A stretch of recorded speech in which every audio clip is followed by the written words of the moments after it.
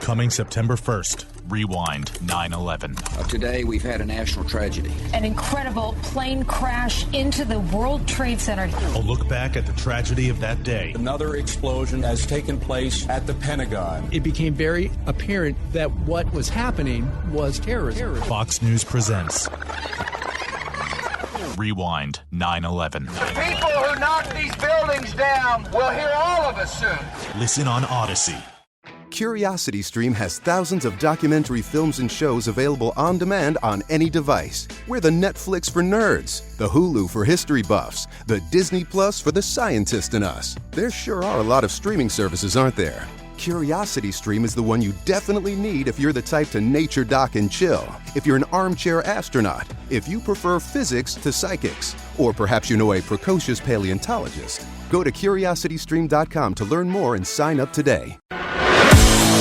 This is Gresh and Keefe. First, and it's swung at it high and deep to left center field. Back by the wall, and this ball is gone. There's a drive to left. Is it high enough to clear the wall?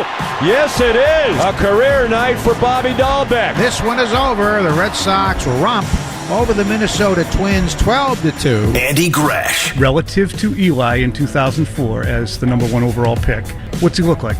I think very comparable. Rich Keefe. Why was there a misunderstanding? Did Cam not get it? Did Cam not care? Did Cam think it would be overlooked? Regardless, he didn't hold up his end on where to be tested and who to be tested by. Gresh and Keefe. Honestly, I kind of like the fact that they're hot. We love a natural bomb. On WEEI. Into hour 2 on this Friday. Gresh and Keefe here with you on the WEEI Sports Radio Network, WEEI.com, and of course, anytime, anywhere on the Odyssey app. By the way, we podcast too. You can listen to us on demand. So is it going to be Cam Newton? Is it going to be Mac Jones? There are actually not a lot of quarterback debates in the NFL that are left, Keefe. Earlier today, the New Orleans Saints named Jameis Winston. Well, you laugh, but what's their alternative? A guy who's not even a quarterback. So they made the right call there. The one guy who can actually throw the ball down the field. So I think that's the right call.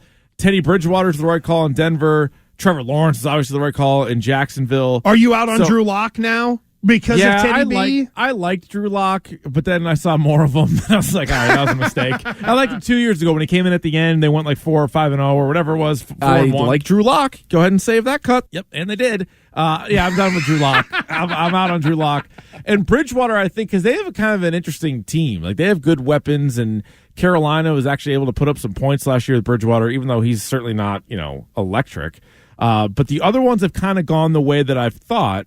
Now, with Cam Newton all along, Cam Newton, Mac Jones, I always thought that Cam Newton would be the week 1 starter, not should be the week 1 starter. That's right. Very different. I saw enough of him last year, and when they brought him back, I was like, oh, my God, I don't want it to be him. And even though, much like our guy Scheim, I am not a Mac Jones fan. Like, from what he did at Alabama and just like everything that we saw, he put up crazy stats, but I didn't love him. I thought he was in a tier below the 4 guys that could drafted above him. You're warming. But he's been better. Yeah. He's been better. And so it should, as soon as they take a first-round pick, and the alternative was what we saw with Cam Newton, whoever it was, if they drafted Fields, Lance, Lawrence, Wilson, all those guys should start over Cam Newton. And from what we've seen in the 2 preseason games and what we have read about at all these practices, it really should be Mac Jones. I would agree with you, and I know it isn't the knockout some said it needed to be, but it didn't need to be. Right. And Cam's little hiccup the past couple of days. That to me is huge. That's a big part of it. I mean, this unexplainable misunderstanding that apparently we don't need to know about if it could be easily explained away.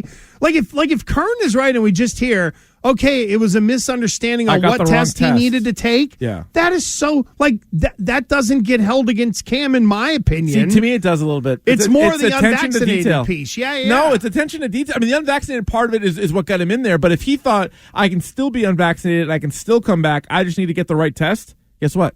Get the right test. That's right. That's how I look at it. And then it becomes who was the one that was wrong and all that. But again, you know. But if your quarterback doesn't have attention to detail, like, what are we doing? Well, it's giving the coach and let me rephrase it. It's making it easier for the coach to say, no, I can pull you off the field. That's to me, yes, that's especially what he did. This coach. That's exactly right. Yeah. Now, there is quarterback battles in the league, as we've mentioned, and San Francisco is the only team with a young quarterback in Trey Lance who still thinks they're going to win at a high level, and I think New England sort of fits in the middle. Like, they're not rebuilding, they're not a Super Bowl contender, but they want to be a playoff team. Yeah. Oh, yeah. So when you put these young QBs in context, I think that does matter, especially with what we are about to talk about. Albert Breer on Twitter put up a list of the first-round quarterbacks going all the way back to the year 2000 and what game they started in eventually in their career. So, right. like for Cam Newton, he was the number 1 overall pick in 2011. He started out of the chute game 1 because they had no one else to turn to there. Cam was the guy in Carolina. The year before. They drafted Jimmy Clausen in the second round. They were horrible, so they went with Cam Newton, and that was the right call. So there are some real interesting case studies in here in terms of guys who started from game 1, from the jump. Yes, and you can tell it's a trend that really kickstarted in 2008. Yes. Because for many years, it was draft and stash, draft and redshirt, however you want to call it. And, you could even have a quarterback, but you still draft one thinking of the future.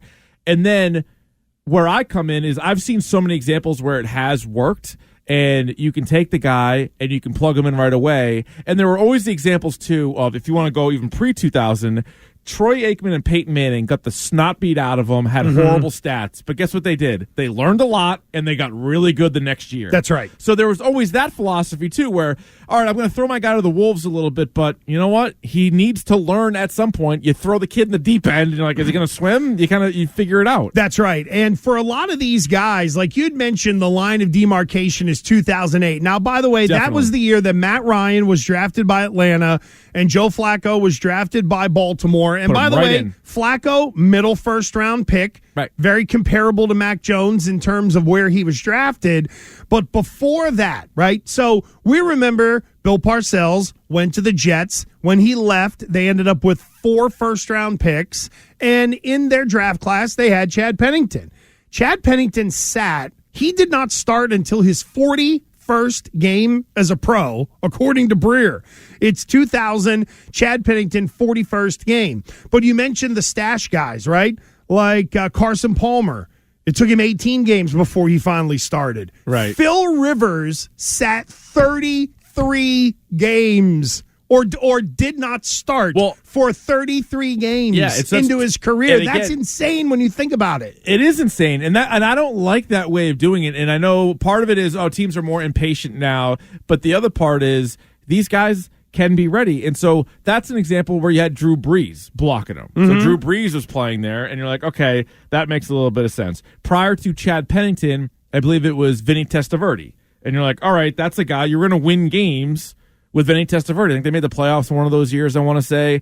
And then they're like, all right, we're going to finally turn the job over to Chad Pennington. So in both cases, you draft a guy, you're like, we got Drew Brees, who we drafted really high in the second round. That's right. He was a high second, yep.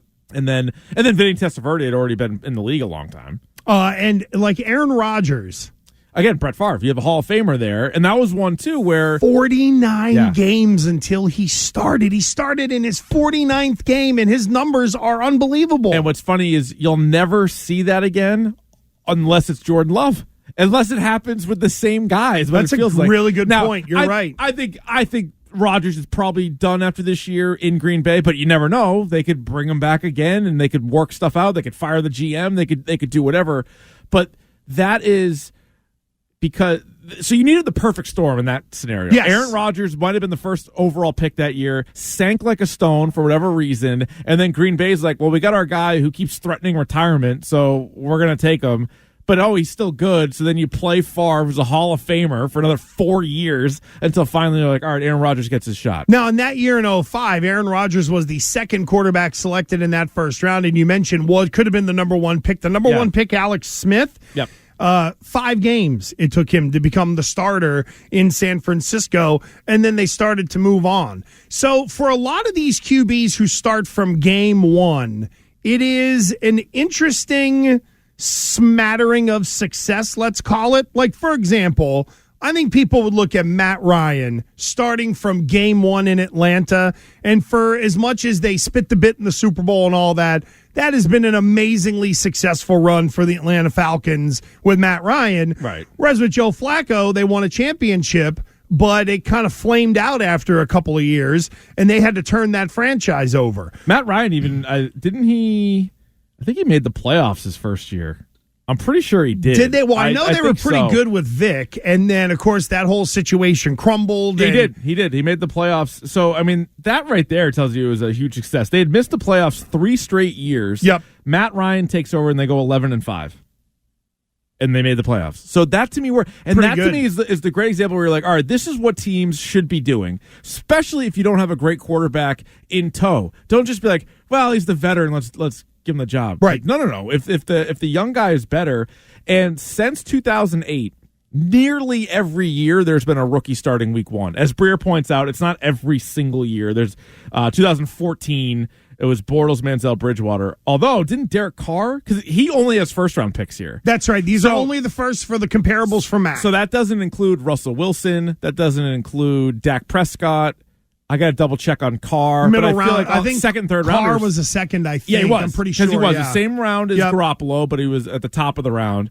So usually there's rookie quarterbacks that start, and I feel like more of them kind of hold their own than don't. And the ones that don't are also in these horrible situations. Like, what was David Carr supposed to do? Nobody would have been good with the 0-2 on an Texans, expansion right? team. Yeah. But you also look at 2009, Matt Stafford started from the jump, game 1, and it was Detroit. And there was one year where they made the playoffs, I think it was, and he has put up great numbers. Mark Sanchez might have sucked, but he made the AFC Championship game his first 2 years. That's and he right. started right away. And then after that, it fell completely apart. Just absolutely fell apart, but he started game 1. And I think that is something that teams should be willing to do, and a lot of them have. So I think in looking at the QBs who have been drafted in the first round in the 2000s, there is the expectations that are on number 1 overall picks. Like this year, we know Trevor Lawrence will be starting the first game for the Jacksonville Jaguars. And if we work backwards, Joe Burrow, number 1 pick, started out of the chute. 2019, Kyler Murray started right away. 2018, Baker Mayfield took the 4th game before he became the starter. But Sam Darnold, 2 picks later, number 3 pick, started from the jump, and he's in Carolina now. I think what you also can tell is whether a team has an actual plan or not. If a rookie starts game 2, 3, or 4, you're telling me he wasn't ready week 1? He wasn't ready week 1. You brought this up earlier in the off-air show, and it is interesting to think of it in that context. Because, again, like Patrick Mahomes didn't start until week 16 or week 17 and then the next season, right? And you mentioned Phillip Rivers and you mentioned some of these other guys. There was a plan there. They were on a good team. They had a good enough starter, and they were going to try to win that year. Or start them right away. The week 2, 3, 4 stuff is insane to me. Like, because you get like now practice is different. It's very game plan specific. It's not like training camp. It's not preseason anymore. And they're like, yeah, we can't start. But that also goes to show you, wasn't that the Hugh Jackson disaster that was the Browns? Yeah, they didn't know what the hell they were doing. No. So you kind of know what your guy is. And that's why some of these people that are suggesting, well, maybe you start Mac right after the Brady game. Like maybe you start Mac week 5. So if you're already of the mindset that he's ready week 5, he's ready right now. So that means the it's funny you mentioned game 5. The most recent comparable would be Mitch Trubisky in 2017, who started his 5th game as a pro.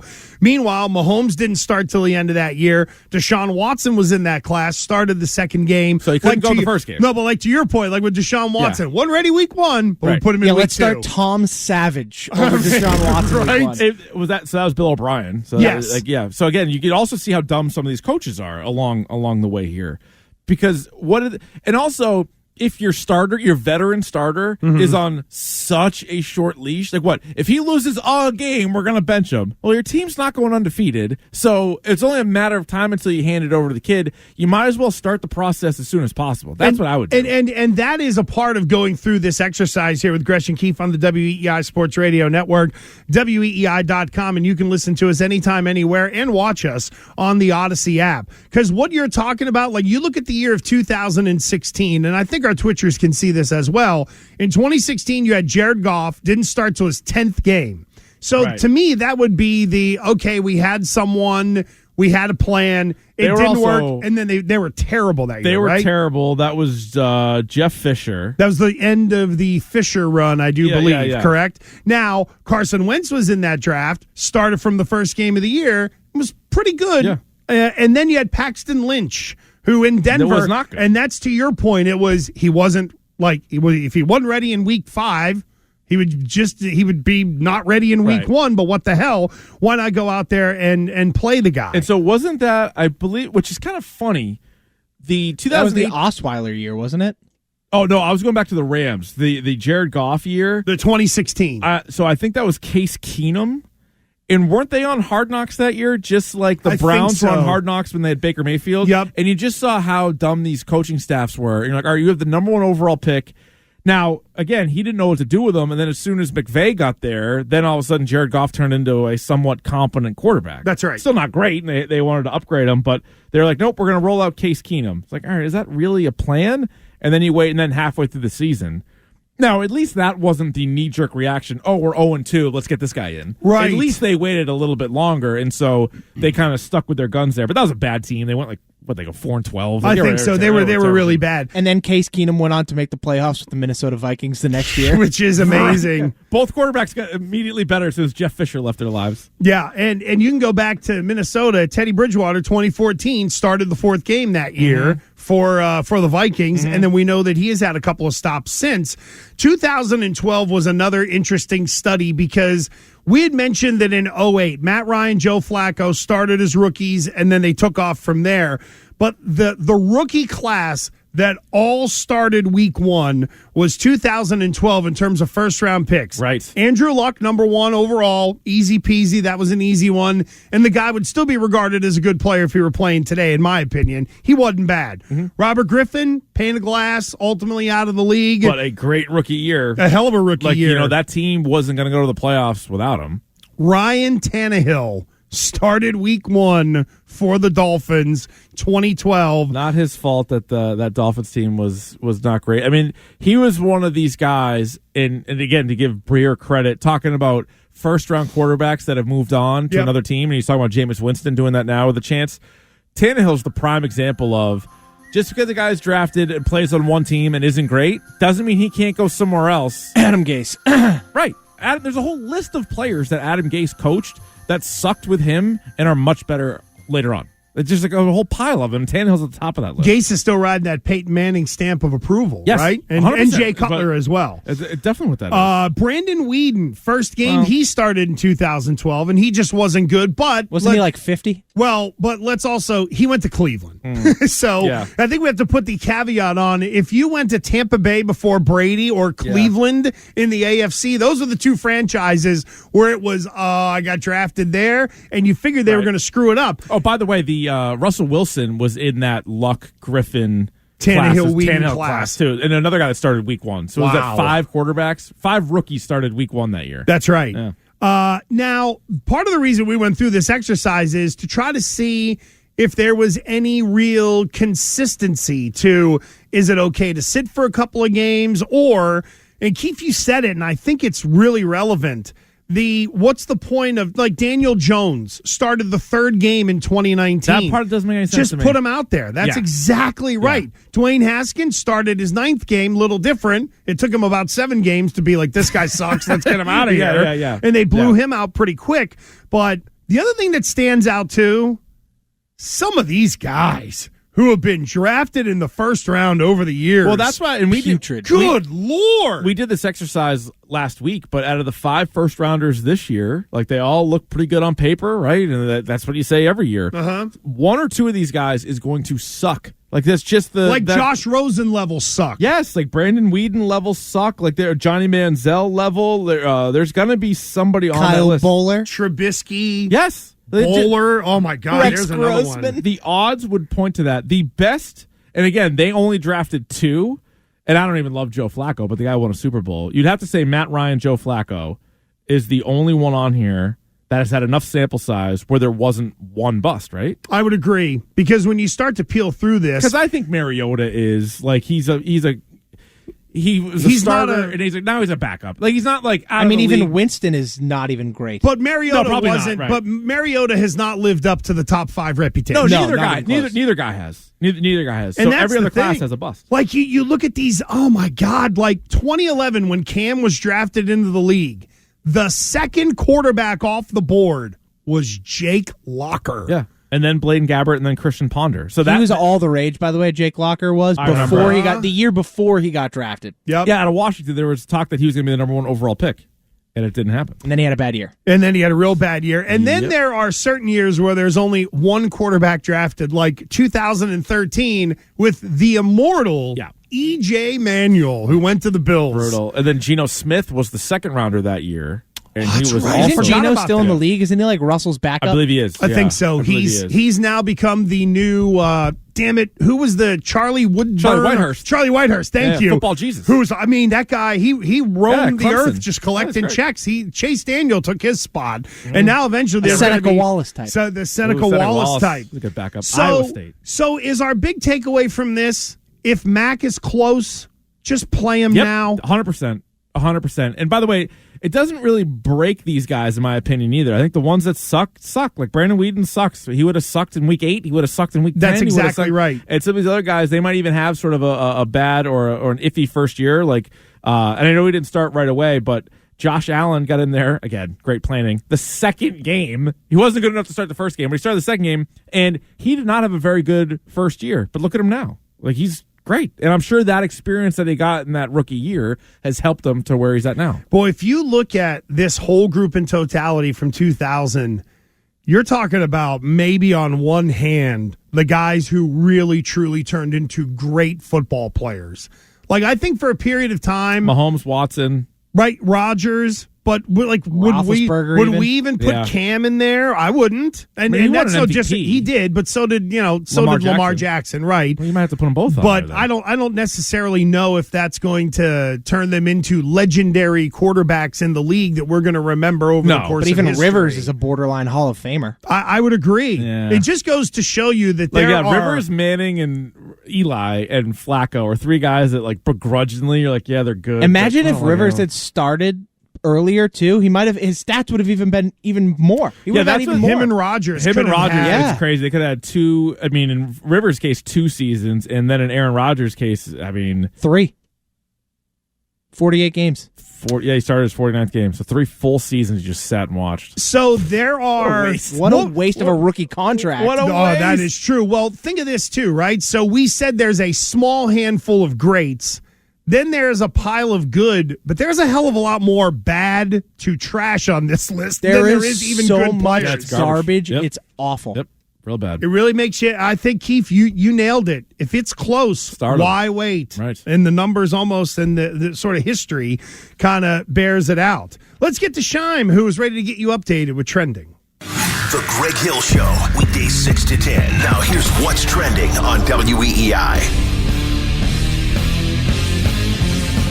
Trending now, brought to you by Window World of Boston. Whether you need a new roof, replacement windows, or even new siding, do what Lou and Christian did and call Window World of Boston today. 800-NEXT-WIN or windowworldofboston.com. The Red Sox smashed the Twins last night 12-2. They start up a series with the Indians tonight. First pitch 7:10, pregame 6:10. You can catch all the action right here on the Shaws and Star Market Red Sox Radio Network. The Patriots have made a trade. They sent a 2022 7th-round pick and a 2023 5th-round pick to the Ravens for cornerback Shaun Wade, who was drafted actually in the 5th round in the 2021 draft. So he's going to be a rookie entering the season.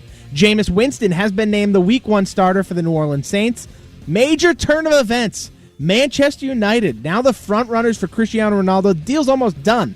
And Man City officially out of the bidding.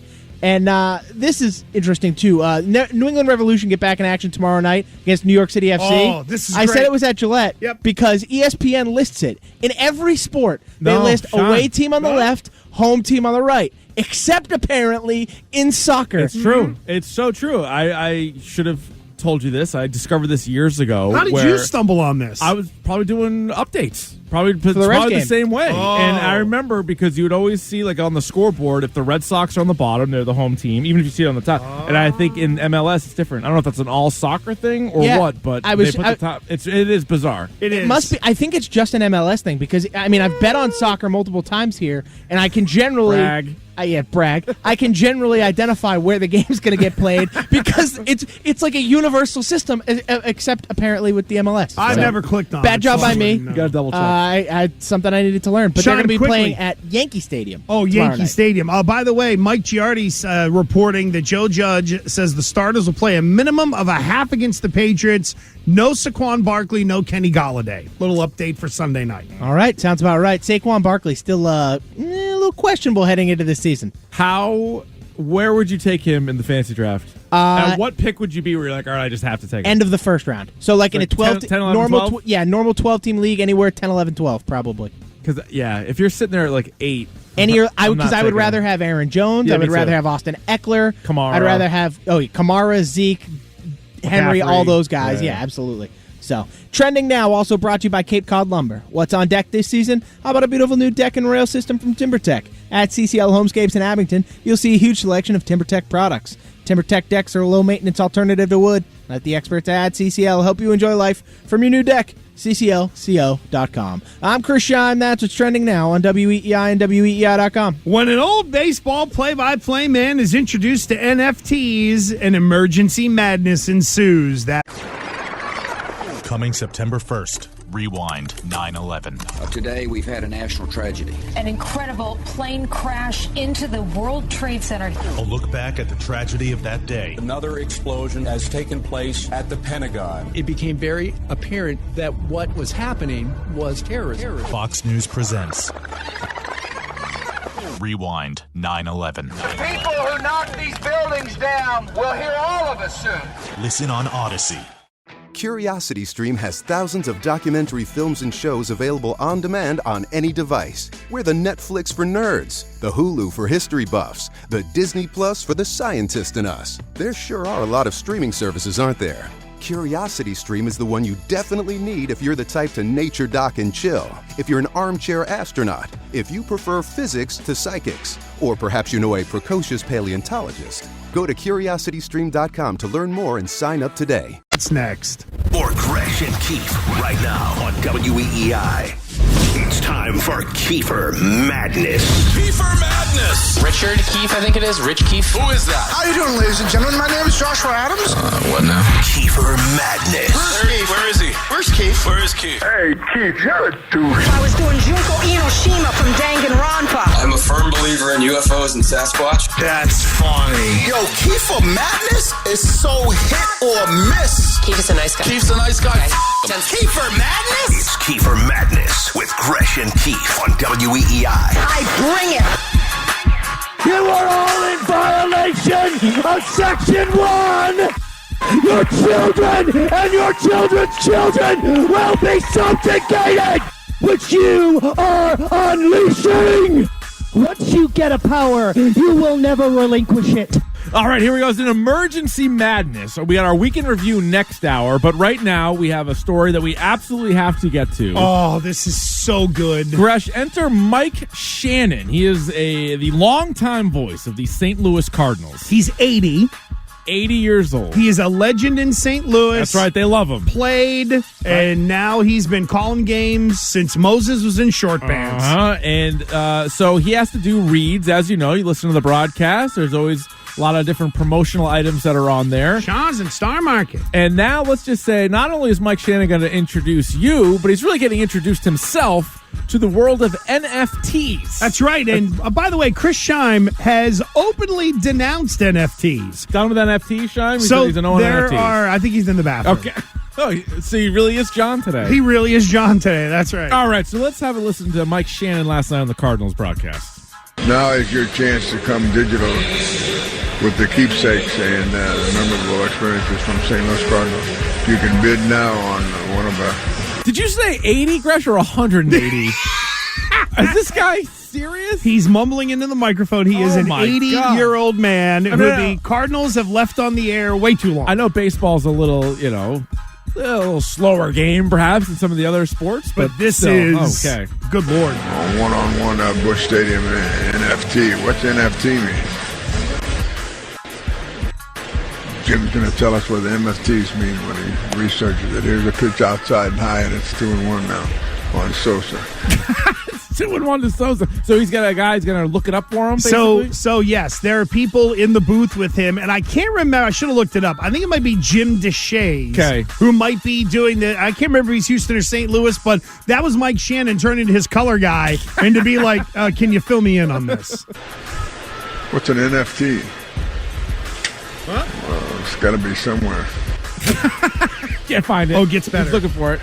I'll ask Mike. Mike Claiborne, what's an NFT? That's the producer.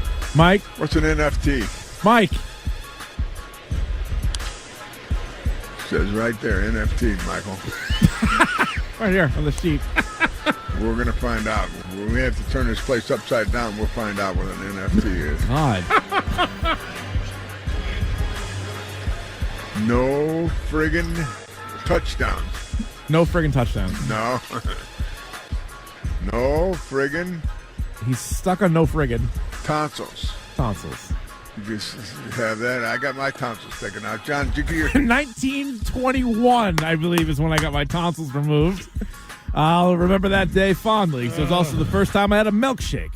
Do I love milkshakes? You don't have to chew them. When I got my tonsils removed, they did it with a hook and a sharp knife, ball two. Then a guy's van was wide awake for the whole process. It's River Dave. Tonsils taken out when you were a kid? Long time ago. Yeah. Oh, who's this guy? Polish ice cream and cake and all that stuff. And then they knew you couldn't eat. Someone said ice cream now? No, thanks. No fundable token. Limited to digital item. They finally stumbled upon NFT. So they work in the whole getting your tonsils taken out. He looked at the guy beside him and was like, I had mine taken out in 1971 there, Mike. I know yours was 1951. And they're fumbling and stumbling. Somebody finally handed him the thing. That's right. Yeah. So we're getting to the portion of this where they're kind of starting to figure out what an NFT is. And this oldster is just having such a hard time. Does Mike Shannon own a cell phone? You'll find out. Okay. That's what you're going to give me? Huh? That's it, huh? Right. No fungible token. NFT. Oh, here we got a printout now. Let me read that printout. Here's strikeout number 5. Stop for a second.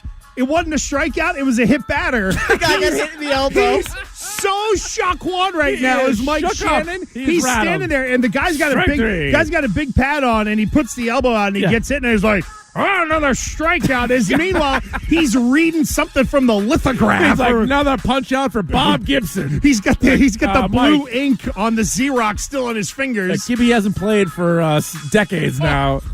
I don't know. I'm not sure why that gentleman's taking first base. He struck out. NFT stands for We got it. Fungible token. A digital token that's a type of a... What is that word? Cypro... what? Cryptocurrency? Yeah, he's trying. We'll get there. Cypro currency. Much like... man, they have words in here I've never heard before.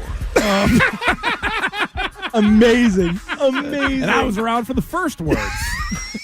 I knew the guy who invented words, actually. He proofread the first dictionary. I was here with Glenn when he invented the radio. That's true. Glenn and Mike Shannon probably did a radio show together at some point in time. Their paths 1985. 100%. Biking and what's this word here? No, got to read it to you? Ethereum. Ethereum? I think he's trying to pronounce Ethereum. Got it. Ethereum. But unlike a standard coin in the Bitcoin blockchain, NFT is unique and can't be exchanged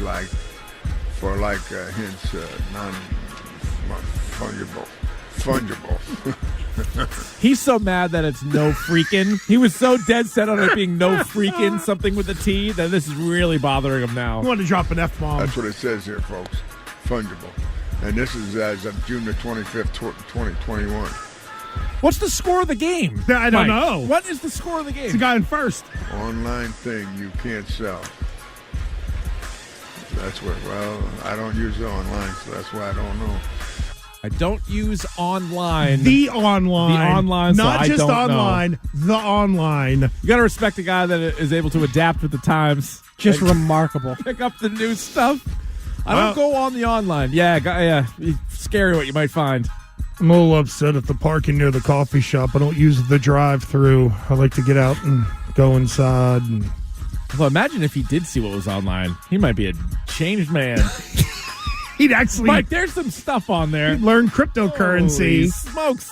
It's gold. It's absolute gold. That is a wild time. He was completely sideways. Wanted to really drop an F-bomb. Yeah, he was when he mad. held the F, the... Can you imagine, though, if this is your baseball broadcaster? Listen, I mean, this guy, obviously they like him there, but man. Cyprocurrency was my favorite. Cyprocurrency was in there, but that is a tough night at the ballpark. I don't use the now, online. by the way, you asked, does he have a cell phone? If he doesn't use the online, I'd say no. Do you think he has a cell phone? No, you got like the Zach Morris phone. It's like the size of a sneaker. They still have a rotary phone in the booth. I don't use it online, so that's why I don't know. I don't use the Right. online. Okay, thanks, Mike. How does he get his stats? He's still the guy next to him. The guy next to him is going to feed him stuff all night. They got a printer in the booth, apparently. Jim's going to tell us what the MFTs mean when he researches it. Here's a pitch outside and high, and it's 2-1 now. Okay, great. It's 2-1. 2-1, and the guy struck out on the next pitch.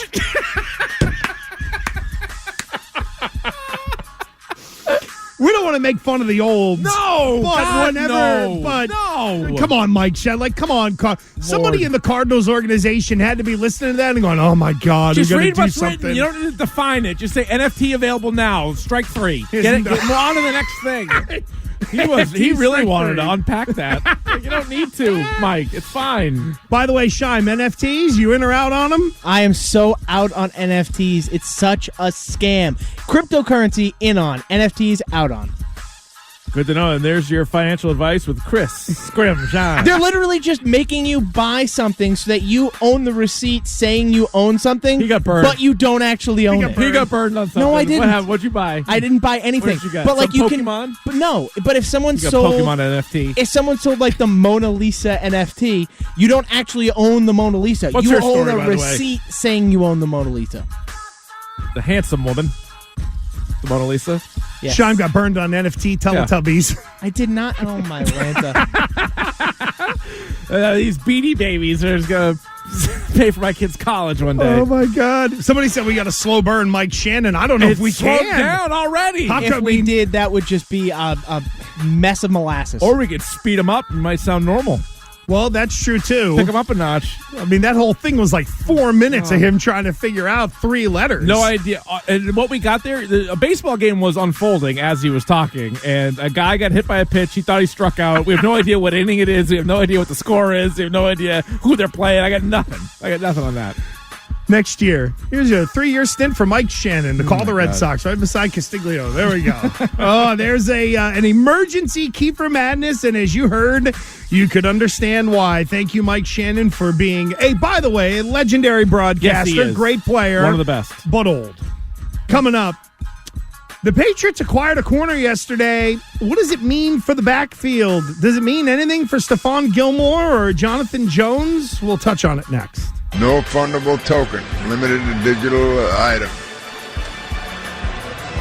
That's what you're going to give me? Huh? That's it, huh? That's what, I don't use it online, so that's why I don't know. CuriosityStream has thousands of documentary films and shows available on demand on any device. We're the Netflix for nerds, the Hulu for history buffs, the Disney Plus for the scientist in us. There sure are a lot of streaming services, aren't there? CuriosityStream is the one you definitely need if you're the type to nature dock and chill, if you're an armchair astronaut, if you prefer physics to psychics, or perhaps you know a precocious paleontologist. Go to curiositystream.com to learn more and sign up today.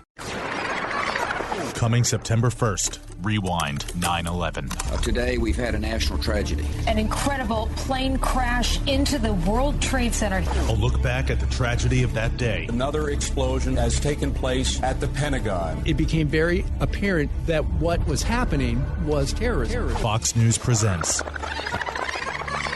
Rewind 9/11. The people who knocked these buildings down will hear all of us soon. Listen on Odyssey. Ham and Eggers, they are not Gresh and Keefe on WEEI. Sideline, picked off Wade. See you later. Shaun Wade, touchdown, Ohio State. 2nd and 6, Langan. Pocket starts to collapse. He's looking for Melton, and it's intercepted. Shaun Wade batted it to himself. Play by Wade. He bats it up in the air to himself with his right hand. Look at the concentration there to hold on to the football. Shaun Wade, the newest member of the New England Patriots. He played at Ohio State. He was a 5th-round pick of the Baltimore Ravens and was acquired yesterday for some late-round currency. So you're bringing in another corner. And Shaun Wade, by the way, was a guy who was thought to be a top 15 pick at one point in time, suffered a turf toe injury last year, and also the whole, well, the Big Ten was going to play, they weren't going to play. He did declare, then he undeclared, and there was a lot of messiness in there as well as we talk about the newest member of the Patriots defense in Shaun Wade. By the way, James White joined us last hour. And that was brought to you by Zudy. Build any app your company needs in a week. Visit Zudy.com for details. So, Keefe, I know we've talked a lot about Stephon Gilmore, his situation. Jonathan Jones left practice yesterday. Word is it's a minor injury. But does this mean anything for either one of those dudes, Gilmore or Jones?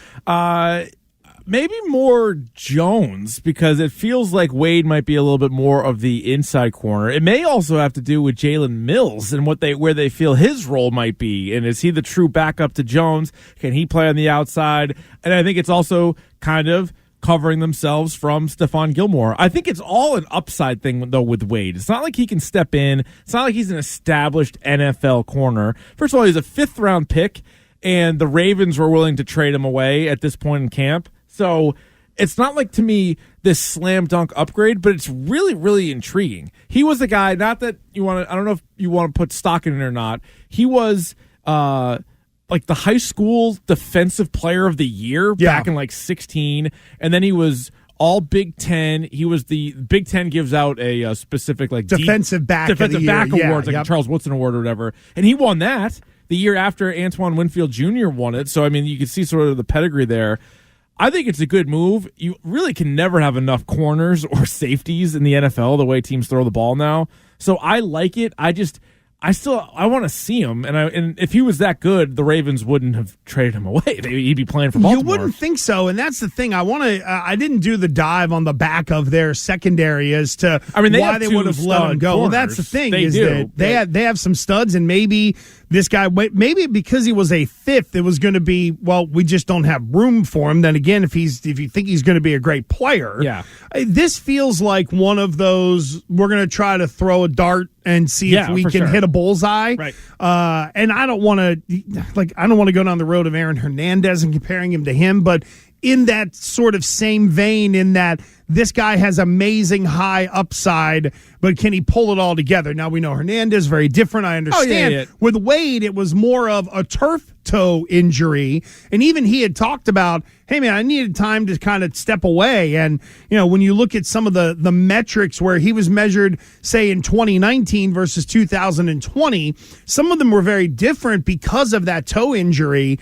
And it is interesting. I mean, it really is, because if this guy can be the guy who was, like you mentioned, the Big Ten, defensive back of the year, like in 2019, this becomes absolute highway robbery for the Patriots. Yeah, it's pretty crazy. And so I think it's definitely worth, you didn't give up much at all for him. And when you're looking at the depth chart, it's guys like Michael Jackson or Miles Bryant or some of these other guys that they're really the ones that are in jeopardy of losing, or even Jawan Williams, like losing a spot on the team versus playing time. And then from there, it's all right, can he, how hurt is Jonathan Jones, or can he just outplay Jonathan Jones, or is this also a sign to Gilmore being like, all right, why don't you come on back because we're prepared to play without you? There you go. That's what I think, is that this is one of those, okay, we're insulated if. Right. But they still want the guy. That's the thing, and that's what I wondered. Is this an indicator that maybe these negotiations with Stephon Gilmore aren't going the way the Patriots wanted, or might Bill Belichick, and by proxy Matt Patricia, because he's kind of taken over for Nick Caserio, if we were to believe what is out there, that those guys are being like, okay, we love Gilmore, but we know what's going to happen here, and they're adding talent and taking a flyer on a kid like this. Not that it may make you better this year per se, but is this enough to make Gilmore sweat though? Does Gilmore and his agent look at this like, we just lost a little bit of leverage, or, oh, man, they're kind of desperate if they're going out there and getting a fifth-round pick? I think the Patriots will try to use it as such and say to them, hey, man, we're good the way we are. Yeah. If we have to live with this, we can live with it. Because really the play of Jalen Mills, to me, would be kind of that indicator, or it would be the thing that would sort of push the Patriots to say, okay, we love you, but we're going to move on from you. And again, Wade will be interesting. He played a ton of slot in college. I know that if you watch the highlight reels, so he's not a like, big guy. He's not like a pocket-sized slot corner. So maybe 6'1", maybe this will end up being as simple as Joanne Williams out, Sean Wade in. Or it could be bigger. Right. It could be. And that's fascinating, though. I like the guy with the high upside like that, Oh, God, and you're getting him for nothing. Right. By the way, the Sony Michel trade, we had mentioned yesterday there was going to be a possible compensatory pick in 2022 that would go from the Rams once they got it to New England. Apparently they fixed that, and it's just going to be a 2023 Wade deal, and we know how all that rigmarole works. But basically the payoff on Sony Michel in terms of that fourth rounder won't come until 2023 when you have to start making a decision on Damian Harris long term. Right. So they'll just play that game again. Just keep drafting running backs in the fourth round and third and fourth round and play them for 4 years and get another one. And it just so happens that your fifth round pick from the Sean Wade deal also happens to be that year. So replace that pick with a fourth round pick. There you go. Yep. So there it is. Hey, Chris Sale has been a stud. What is Bill Belichick's plan for Sunday's preseason game against the Giants? We know what the Giants are going to do. How will Bill respond? We'll get into it lunchtime hour next. Coming September 1st, Rewind 9/11. Today we've had a national tragedy. An incredible plane crash into the World Trade Center. A look back at the tragedy of that day. Another explosion has taken place at the Pentagon. It became very apparent that what was happening was terrorism. Fox News presents Rewind 9/11. The people who knocked these buildings down will hear all of us soon. Listen on Odyssey. CuriosityStream has thousands of documentary films and shows available on demand on any device. We're the Netflix for nerds, the Hulu for history buffs, the Disney Plus for the scientist in us. There sure are a lot of streaming services, aren't there? CuriosityStream is the one you definitely need if you're the type to nature dock and chill, if you're an armchair astronaut, if you prefer physics to psychics, or perhaps you know a precocious paleontologist. Go to curiositystream.com to learn more and sign up today.